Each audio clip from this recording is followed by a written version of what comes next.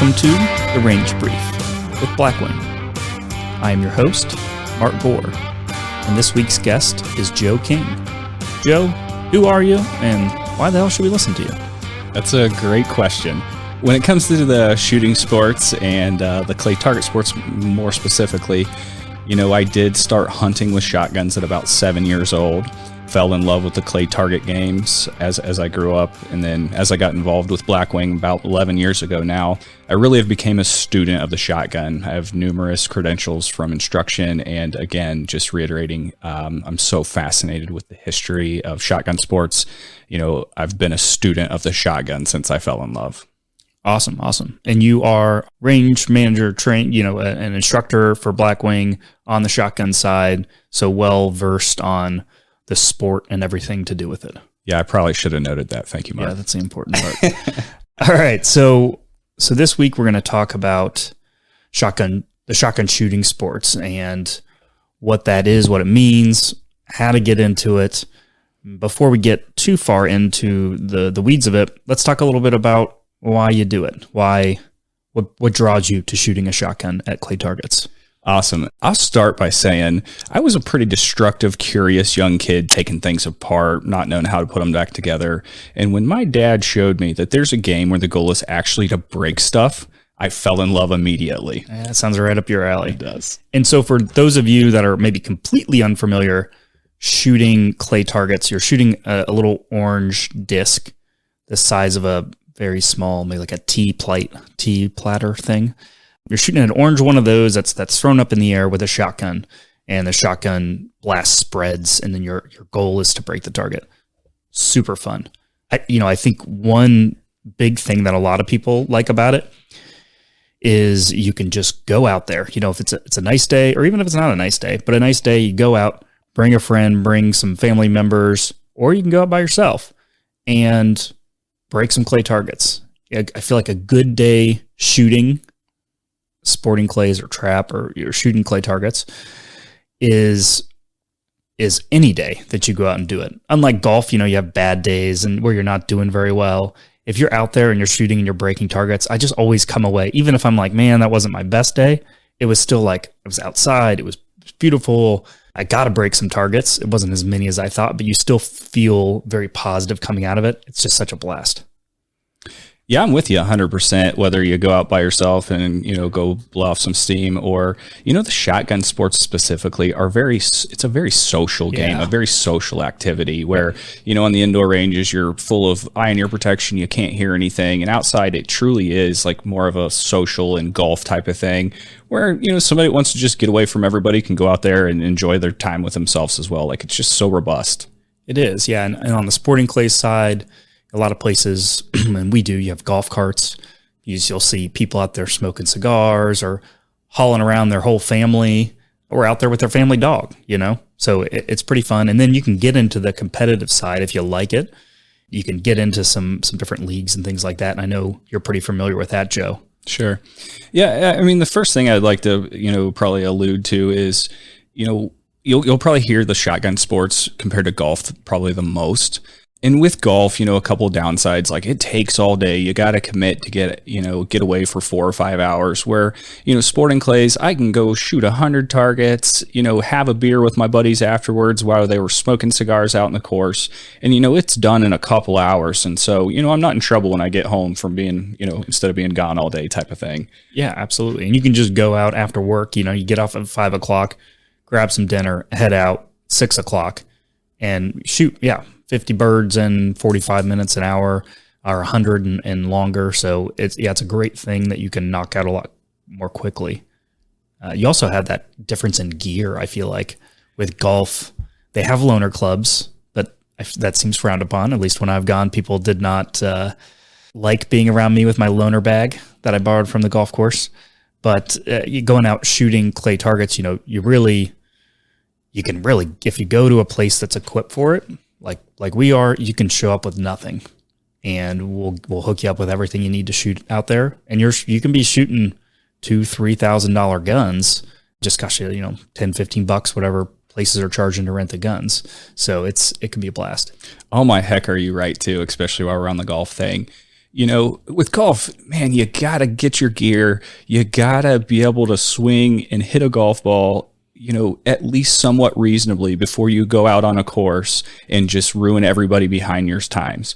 Where on sporting clays or trap, literally you can show up and the right range officer or the right instructor can give you like just 3 pointers in 5 minutes, reduce all the barriers to go out there and already be breaking clays. So it is a very beginner friendly thing, and there's very little barriers to break to really enjoy yourself. Yeah. And it's not terribly expensive. I mean, cheaper than a round of golf. It is. You can go out there, rent a gun, get a golf cart, get 50 rounds of clays and the ammo, and get everything you need for 50, 60, $70, depending on what you're doing. And if you're with someone else, you can share that cost too a little bit. Yeah. No tee times, no hunting permits, no nothing. Just come on out whenever you and your buddies or you and yourself just get a spur. Like, I'm going to go. It's nice out. Just go. It's ready for you. Yeah. Most places, unless you get real bougie, don't have reservations. You don't have to book it ahead of time. You just come out. And Mark, I think we've talked a pretty good amount about like, hey, what are we getting into? What's it like? I think it would be very good to kind of talk about, hey, I'm a shotgun owner or I'm not a shotgun owner, and just make sure we cover like how that looks for each group. Sure. Absolutely. Yeah. So getting into it, if you want to go shoot and you've got your own shotgun, that's pretty easy. So a lot of people have inherited those guns, or maybe you have it, but you haven't shot it a lot. If you want to go out and shoot on a range, what does that look like for the shotgun owner, Joe? Yeah. Okay. That's perfect. So, if I have a shotgun, like we've already talked about, I can just come on out. Yeah. I can bring my own shells. I can buy them from the club when I get there. And whether I'm with somebody or not, I just check in, I let them know my intent to shoot either trap or sporting clays. I say, I've got this many people with me. And then, they'll issue whatever equipment it is, whether it's a card to make the machines on sporting clay work or get you a trap field that's yours.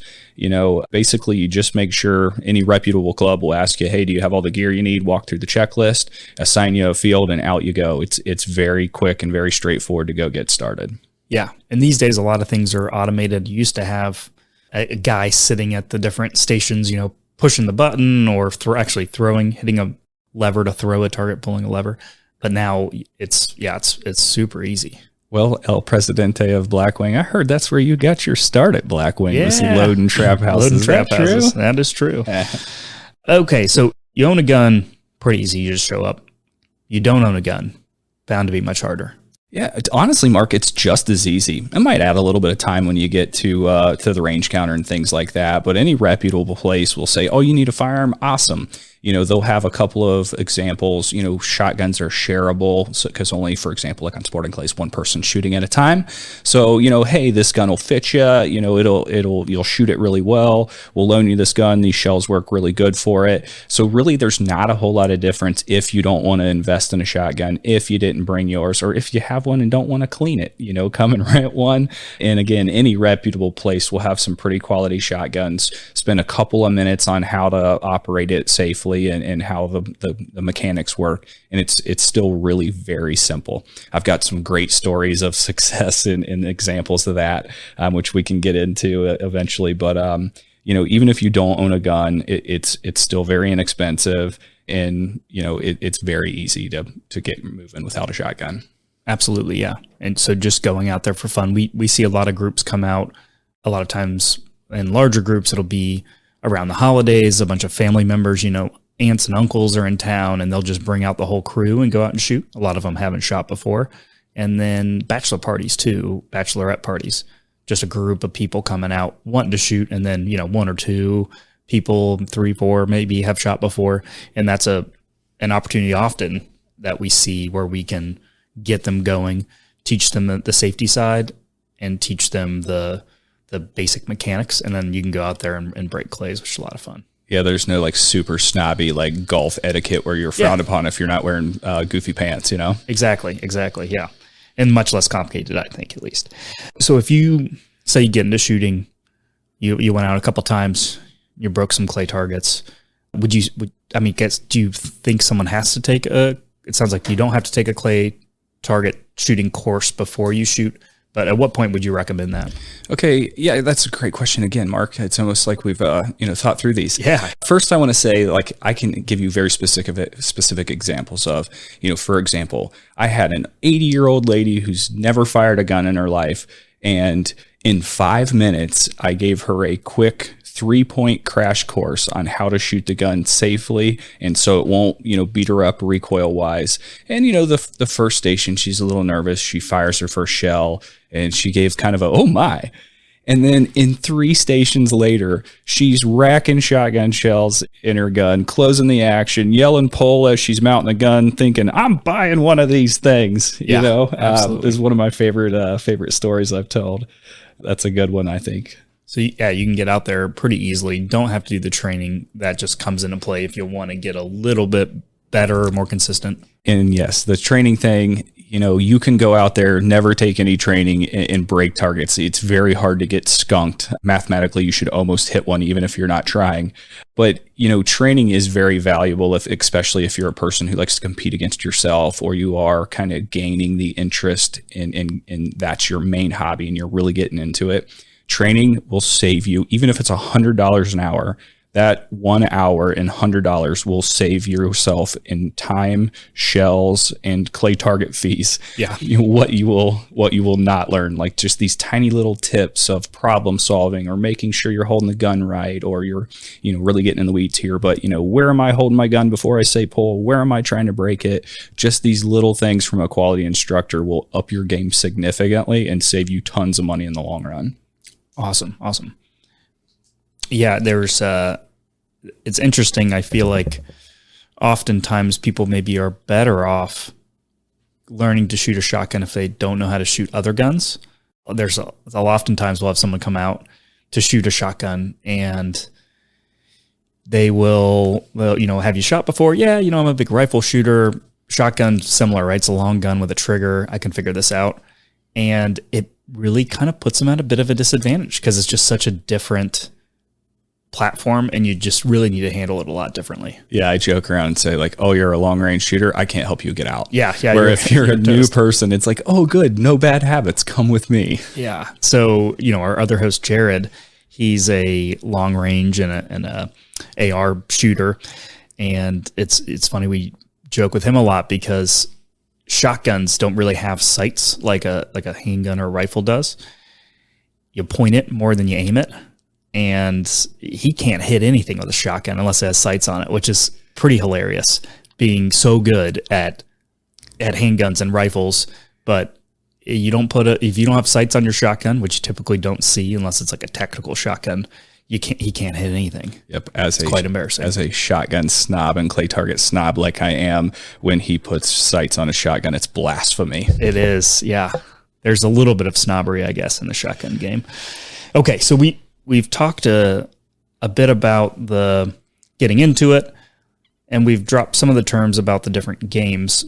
Joe, just kind of walk us through what are the different games when you say trap or skeet, what does that mean? Absolutely. I've got a pretty good spiel on this, okay? So there's trap, skeet, and sporting clays are the main 3 disciplines, and hear me out here. On a trap field, basically you shoot one target that's coming out of a box that's going away from you in various angles. You shoot 25 shells, 25 targets. It's probably the easiest to learn, but one of the hardest things to master because there's a variable you can't understand. Like that machine moves inside the house and you can't see where it's going to go when you call for the target, so you have to react to it. On a skeet field, there's 2 machines that throw targets. Now they're fixed, so they throw the same shape and distance every time. And you move your way around what's like a semicircle. And where you stand kind of determines, the difference in what the target looks like. And it can be very complicated because you're shooting pairs and single targets, and you get to shoot some over. It's just a really weird thing. So, I always say, skeet is probably the hardest to learn, but the easiest to master. There's some really great skeet shooters out there who can literally shoot a round of 25 targets and hardly miss with their eyes closed because it's very mechanical, right? Yeah, just consistent. They're like a machine. Whereas trap, again, you really have to, see the variable and react to it. So trap's the easiest to learn, hardest to master. Skeet is the hardest to learn, easiest to master. Now, sporting clays, which is my hands down my most favorite thing. I'm a very social person, and sporting clays is a very social game. It's kind of like golf with a shotgun. Every golf course is different. Every hole on every golf course is different, and same goes for sporting clays. Our particular course has 20 stations. Each station has 2 machines, and there are no rules for a target setter like me. So I can throw them so they're coming at you, going away from you. I have some that roll across the ground, like mimicking a rabbit. I have them just like dropping in over the trees behind you. And it's more like a little simulated game hunt where, this is more like a problem solving. Like, okay, there's what the target looks like. How do I figure out how to break it? Where the other 2 games, you're kind of reacting to it. So that problem solving aspect coupled with the socialness and the different target presentations is like the most exciting thing for me as it is for most people, because the math shows that sporting clays is the fastest growing shotgun sport in the country. Yeah. A lot of variety, and you don't often see people making 100 out of 100 there, right? Because it's everything's so different. Yeah. On a competitive level, for example, like if you were in a trap or skeet tournament, if it's 100 bird event and you miss one, go home. Where on sporting clays in a competitive arena, the top guys will miss targets. A winner might be at a 89 or a 92, but it's interesting because even when those really good guys miss a target, they don't miss that target again. And that's what separates those really high level shooters, because they're really good at that problem solving. They understand it a little better than even an average shooter or a barely above average shooter like me. Yeah, barely. Joe might have been beaten by me once or twice on the sporting clays course. He had a pencil with an eraser. Yeah, it does help. That's one thing about sporting clays is it's self-scored. So it's pretty awesome. Okay, so you want to go out and shoot, trap, skeet, sporting clays. Kind of how to do that. What should your expectations be? What do you expect to do the first time you're out there? Sure. The first thing I can tell you is expect to have fun, because it is a blast. No pun intended. I think about corporate outings a lot, because that's where I see a lot of people who haven't experienced the clay target sports. So that's where a lot of my my examples come from and a lot of my experience comes from. But if you go out there, for example, a corporate outing, we typically shoot 50 targets. I cannot think of anyone who has never broken a target. Like no one's ever got skunked on the sporting clay course. So you are going to go out there and break 5, 10 of them. If you have like literally zero knowledge of anything, you're still going to go out there and have fun. And I can argue that even as you're shooting holes in the Ohio air and missing targets, you're still giggling, you're still having fun. Yeah.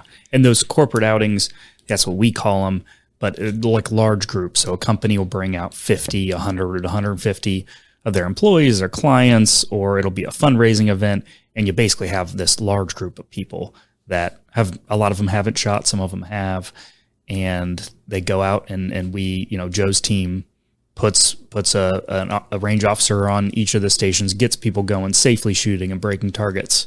And a lot of people are worried, like, I can't do that. I've never shot before. I'm not going to break one.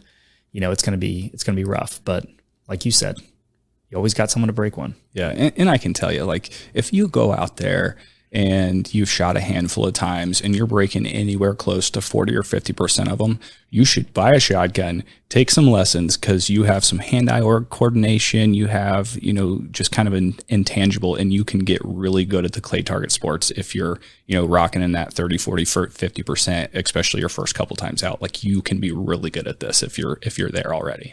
Absolutely, yeah. And one little inside secret about Joe's, he said, has had no one ever skunk and not hit a target during one of these group event outings, these corporate outings.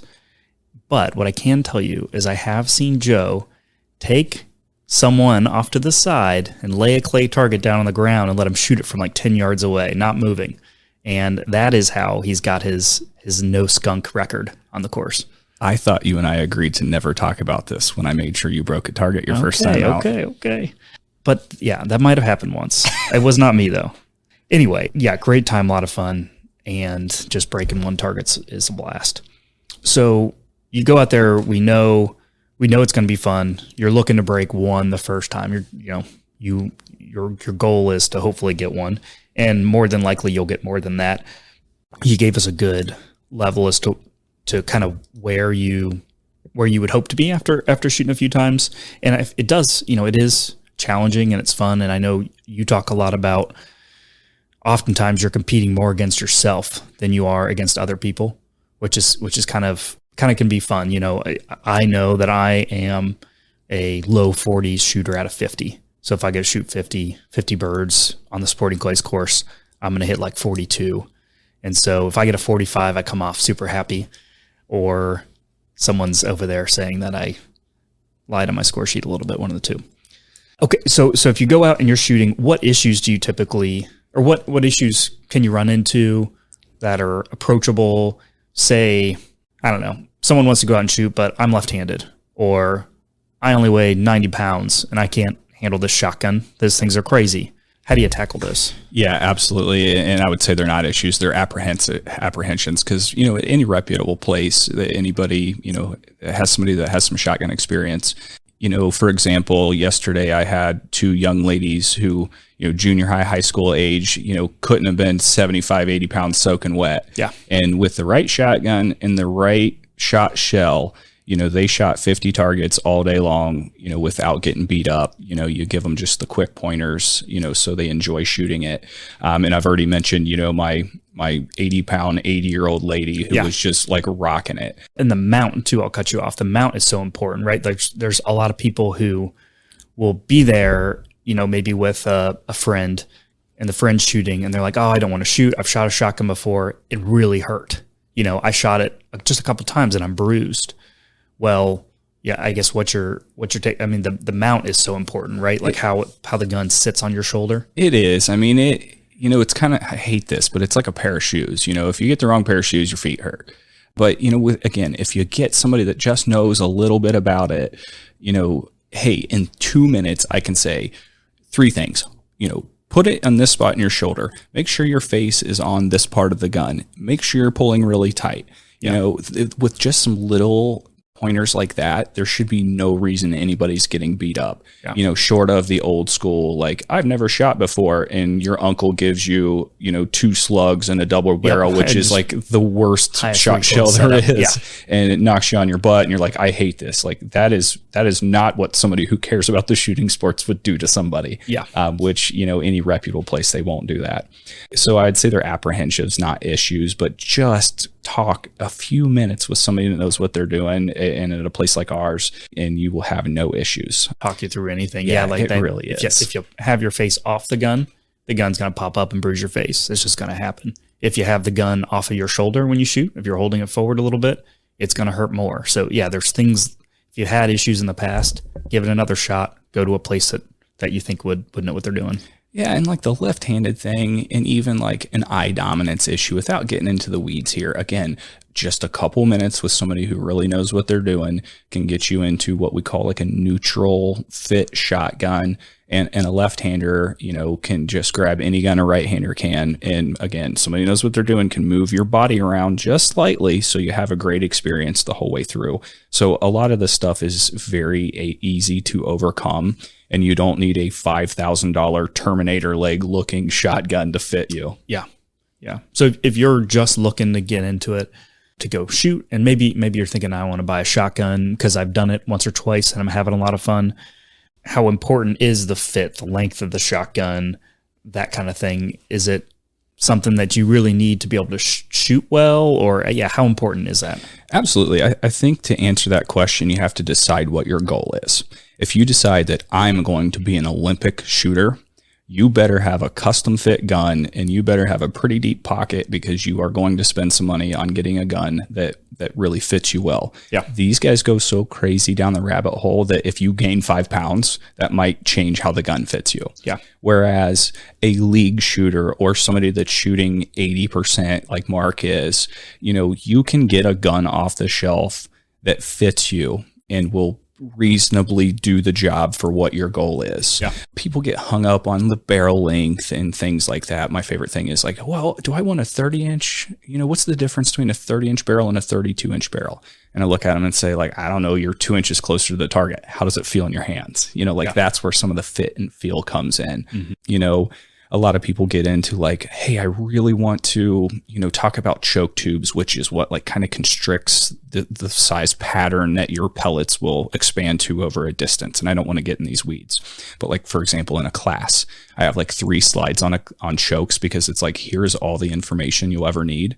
And we're not going to talk about it today. Stick an IC, an improved cylinder choke in your gun, and you can break every target out here. There's just some like misnomers as well. I think, picking the appropriate shot shell consistently is more important than, choke tubes and barrel lengths and some things. So, depending on what your goal is how far down the rabbit hole you really get when it comes to fit and length and choke tubes and shell loads. But where you really can get a lot of help is kind of back on the instruction side of things, where it's like, hold your gun here before you say pull. This is what your eyes should be doing, and this is where they should be placed before you say the word pull. And those instructions and that kind of in the weed stuff is really where you get your bang for the buck on getting your broken clay targets up. Yeah. No, that seems to ring true from what I've seen too. I mean, it's like when you're looking for a gun, it's way more important to make sure you avoid a gun that's a bad fit, but it's much less important to find a gun that is a very good fit. Upgrading from a gun that is a good fit to a great fit might help you pick up a couple extra targets. But if the gun is a bad fit, which there are some out there, depending on your stature and all that, that could be a pretty big game changer. And then, one of the biggest things I feel like we see to be able to help someone break more targets is that the stuff that you pick up through instruction or shooting with someone who knows what they're doing, the mounting, how you mount the gun, how your thought process for swinging the gun, some of those things can, if you're only breaking 10 out of 25, that can get you to 20, just pretty quick if you fix some of those things that you're thinking about wrong. Absolutely. And Mark, that's a really good like overview of it. Cause as you guys don't know, when we were talking about shotgun shooting sports, I was so far in the weeds. I wanted to talk about how hard the lead is because of the ammonium content. Like that's how far down the rabbit hole I was already. And he's like, Hey, just a little higher level, would you? Yeah. Yep. Yeah. There's a lot of things, kind of like with most things, a lot of people will focus on what can I buy to make myself better. And this is similar to most things in life, is the practice and then making sure that you're doing it right consistently is the most important. That's 90% of it or 95% of it. And then what kind of shot load you have, your chokes. If you have the $15 box shot shells versus the $10 a box, that'll help you pick up a target here or there. Absolutely. Okay, great. So kind of talked a little bit about that. I guess looking at the expansion area, so to call them, or if you're starting to get into it, now I'm shooting, maybe I'm shooting 42 targets out of 50, an 80% shooter on the Sporting Clays course. And I'm having fun and I'm starting to like this. I'm wanting to shoot it, more than once a month. What do you typically see out there? Walk me up the level of involvement if I want to shoot more. Perfect. The first thing is where most people land, which is the recreational side. Like, I don't care what my score is. I just went out and had a great time, whether I have my gear or not. I just took it to an X amount of level of recreation. From there, probably the easiest thing to do would be to hop in a league. And I'll just use our club, for example. So we always have a clay target league going on. We'll take Sporting Clays League, for example. It gives you a reason to come out for 8 or 10 weeks in a row. It just forces you to come out. You're glad you're there. You wouldn't have done it otherwise. And then you see your scores on a score sheet where other people are shooting in their scores too. So you can compare them to them. And then you compare your scores over the weeks to kind of see and gauge, how your improvement or unimprovement has went and where do you stack up against other people. From there, there are really good opportunities, which is called registered events. Think of them as kind of a tournament, if you will, that has, unbiased scorekeepers, a set of rules to abide by. And, there's an overall hierarchy, a group, the National Sporting Clay Association, for example, would oversee that. And you go out and you follow very specific rules. These people pay entry fees to these tournaments.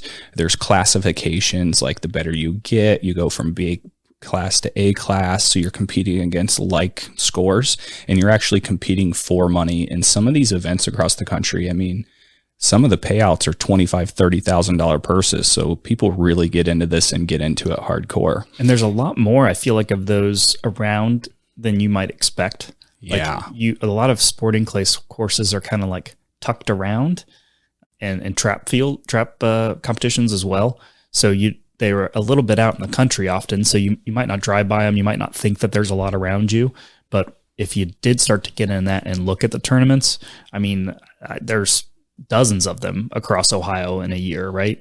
I would argue to say that in Ohio, I would say 50 weeks of the year, there is a sporting clay tournament going on a Saturday or a Sunday somewhere in Ohio. Yeah. It's crazy. And we have people that come and they're near us. They shoot at our course, but they'll go drive to Pennsylvania, go drive to different places because they want to shoot some of the cool higher end courses with unique hard targets. And so they'll go travel to tournaments out of state, which is pretty fun. Absolutely. And the one thing I wanted to make sure that everyone knew about this, because this is actually exploding in exponential growth, that we have youth shooters from junior high and high school that compete on a trap field, for example, at Blackwing. These high schools have teams. They compete in state, regional, and national tournaments. There are collegiate teams out there that are doing this as well. Like, you can get a full ride scholarship to the University of Alabama. Yuck, I know. But plenty of other really big schools will pay your shells, pay your targets, pay your educational fees to shoot for them. So this is becoming a very acceptable, shooting discipline. And don't forget, these are Olympic sports at the end of the day. So, I had a young kid that I watched grow up on a skeet field where his gun was taller than he was. And now he's a senior at, a college in Tennessee, and he didn't pay a dime to get there and get his education. And it was just so great to see him succeed and see him get his way paid by the clay target sports. Absolutely. And one cool thing about that is as a high school sport and otherwise, and I guess this applies to recreational too, is really most barriers you can get around. It would probably be hard to shoot a shotgun if you are blind, but if you are missing appendages, if you're in a wheelchair, we've seen that, right? You can make it work, and you can be just as good of a shooter. At our state tournament last year, the two highest overall scores were by females, and they are shooting male and female against each other because it is an equalizer. This whole sport is, like he said, there are people in wheelchairs breaking targets against able-bodied people. It is unbelievably beautiful to see. Yeah, absolutely. And it's really neat. A lot, like, anyone can do it, really. Yes. Not many reasons you couldn't. Yeah, that's great. And then I think touching back a little bit on the league portion, if a club or clubs near you don't have leagues, you can always make your own. Get a few friends and go shoot, and start shooting once a month or every other week. We have that at our place. There's some people like an insurance company or insurance companies, and they've gotten to be friends. They wanted to do something besides golf, so they hop from club to club, and they'll shoot different weeks at different places, and every week there's a different group of kind of people there. There's the core people, but they invite new people, and it's really fun, again, because you can be social, you can network while you're doing that, and then you can still bring in new people very easily, people that have never done it before. So yeah, a lot of fun. I feel like we covered a lot of the stuff on what it looks like, how to get into it, what a day going out and shooting looks like. Anything else you wanted to touch on before we wrapped up here? No, I promise you, even if you're just a little sore after your event the next day, whether it's from holding the gun up or you felt a little recoil on your shoulder, I guarantee you it feels so good to break and destroy things. You will be in a better headspace when you leave than when you arrive. Yeah. It is so arrived. It is so much fun. I assure you, go out and destroy things on our behalf, please, and thank you. Absolutely, yeah. And I guess we talked a little bit about finding a reputable shop course to go shoot at. Really, if you're looking to do that, just look up shooting facilities near you, like trap shooting or sporting clays, The NSSF, National Shooting Sports Foundation, has a finder on their website that tells you what each facility will have. So look that up near you, and then give them a call or check out their website and say, hey, haven't shot before, whatever your situation, do you have loaner guns? Can you get me squared away? And if you find a place that's big enough, they'll be happily be able to get you going. There's a lot of small courses they just have a sporting clays course. They might not sell ammo. They might not have rental guns. You just show up and bring everything. So don't be discouraged if that's the closest to you. Just look around some to find a place, typically probably near a bigger city, that's going to have everything you need to get going and be accustomed to getting people out there that are less experienced.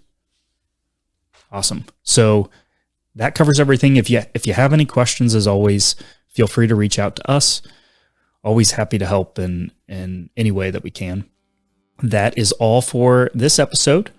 And make sure that you share this with anyone that you might know that would be interested to shoot, or just, pick a time. Go shoot at your local range. Invite some friends, family to go along with you, spouse, and enjoy it. Have fun. We will catch you all on the next episode.